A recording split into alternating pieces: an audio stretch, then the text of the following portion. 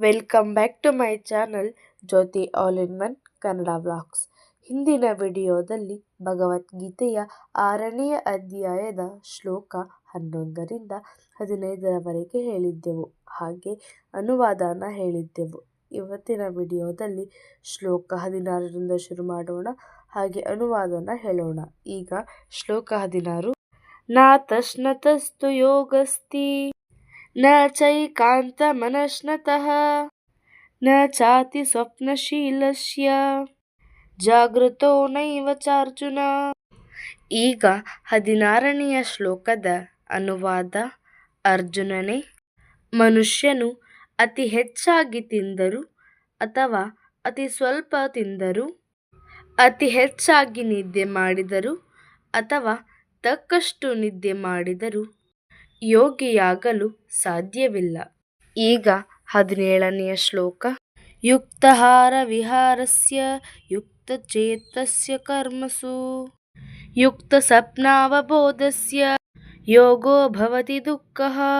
ಈಗ 17ನೆಯ ಶ್ಲೋಕದ ಅನುವಾದ. ಆಹಾರ, ನಿದ್ರೆ, ವಿಹಾರ ಮತ್ತು ಕೆಲಸಗಳ ಅಭ್ಯಾಸಗಳಲ್ಲಿ ನಿಯಂತ್ರಿತನಾದವನಿಗೆ ಯೋಗ ಪದ್ಧತಿ ಅಭ್ಯಾಸವು ಎಲ್ಲ ಐಹಿಕ ದುಃಖಗಳನ್ನು ಕಡಿಮೆ ಮಾಡಬಲ್ಲದು. ಈಗ ಶ್ಲೋಕ 18. ಯದಾ ವಿನಯತಂ ಚಿತ್ತಮಾತ್ಮನೈ ವಾವತಿಷ್ಠತೆ ನಿಸ್ಪೃಹ ಸರ್ವಕಾಮೇಭ್ಯೋ ಯುಕ್ತ ಇತ್ಯುಚ್ಯತೆ ತದಾ. ಈಗ 18ನೆಯ ಶ್ಲೋಕದ ಅನುವಾದ. ಯೋಗಾಭ್ಯಾಸದಿಂದ ಯೋಗಿಯು ತನ್ನ ಮಾನಸಿಕ ಚಟುವಟಿಕೆಗಳನ್ನು ಶಿಸ್ತಿಗೆ ಒಳಪಡಿಸಿ ಯಾವುದೇ ಐಹಿಕ ಬಯಕೆಗಳಿಲ್ಲದೆ ಆಧ್ಯಾತ್ಮಿಕತೆಯಲ್ಲಿ ನೆಲೆಸಿದಾಗ ಆತನನ್ನು ಯೋಗದಲ್ಲಿ ವ್ಯವಸ್ಥಿತವಾಗಿ ಇರುವವನೆಂದು ಹೇಳುತ್ತಾರೆ. ಈಗ ಶ್ಲೋಕ 19. ಯಥಾ ದೀಪೋ ನಿವಾತಸ್ಥೋ ನೇಗ್ನತೆ ಸೋಪಮ ಸ್ಮೃತಾ ಯೋಗಿನೋ ಯತಚಿತ್ತಸ್ಯ ಯುಜ್ಞತೋ ಯೋಗಮಾತ್ಮನಃ. ಈಗ 19ನೆಯ ಶ್ಲೋಕದ ಅನುವಾದ. ಗಾಳಿ ಬೀಸಿದ ಸ್ಥಳದಲ್ಲಿ ದೀಪವು ಹೇಗೆ ನಿಶ್ಚಲವಾಗಿರುವುದೋ ಹಾಗೆಯೇ ಮನಸ್ಸನ್ನು ನಿಯಂತ್ರಿಸಿರುವ ಆಧ್ಯಾತ್ಮವಾದಿಯು ಆಧ್ಯಾತ್ಮಿಕ ಆತ್ಮದ ಧ್ಯಾನದಲ್ಲಿ ನಿಶ್ಚಲನಾಗಿರುತ್ತಾನೆ. ಈಗ ಶ್ಲೋಕ 20ರಿಂದ 23ರವರೆಗೆ.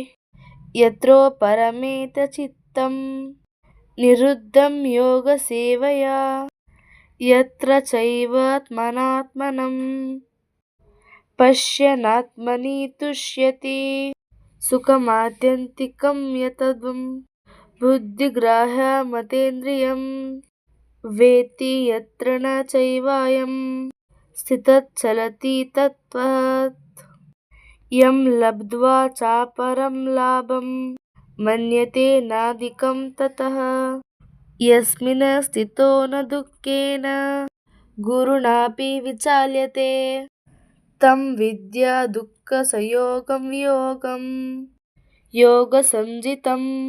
ಈಗ ಶ್ಲೋಕ 20ರಿಂದ 23ರವರೆಗೆ ಅನುವಾದ.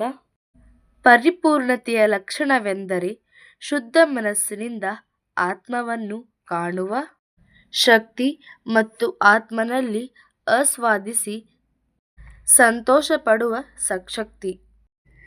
ಈ ಆನಂದ ಸ್ಥಿತಿಯಲ್ಲಿ ಮನುಷ್ಯನು ದಿವ್ಯ ಇಂದ್ರಿಯಗಳ ಮೂಲಕ ಸಾಧಿಸಿದ ಅಮಿತ ಅಲೌಕಿಕ ಸುಖದಲ್ಲಿ ನೆಲೆಯಾಗಿರುತ್ತಾನೆ.